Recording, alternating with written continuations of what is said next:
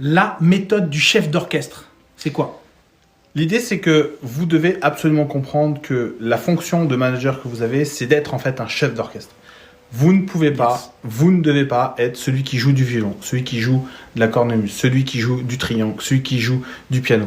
Votre job, généralement, en matière de QHSE et de RSE, même manager au sens large, c'est être un chef d'orchestre. C'est celui qui va gérer tout le panel de sujets qui le concernent.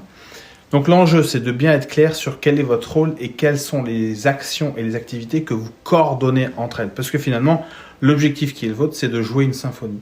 Et si vous ne jouez pas une symphonie, il y a de fortes chances que ce soit la cacophonie. Et quand c'est la cacophonie, c'est à la fois désagréable à vivre, à accompagner, à gérer, et le résultat que vous obtenez n'est pas celui que vous escomptez. Exact. N'essayez pas non plus d'être le super violoniste ou le super batteur ou le super mec à la... Ou choisissez de devenir celui-là et ne faites que ça. Voilà, donc là vous avez la notion d'expertise.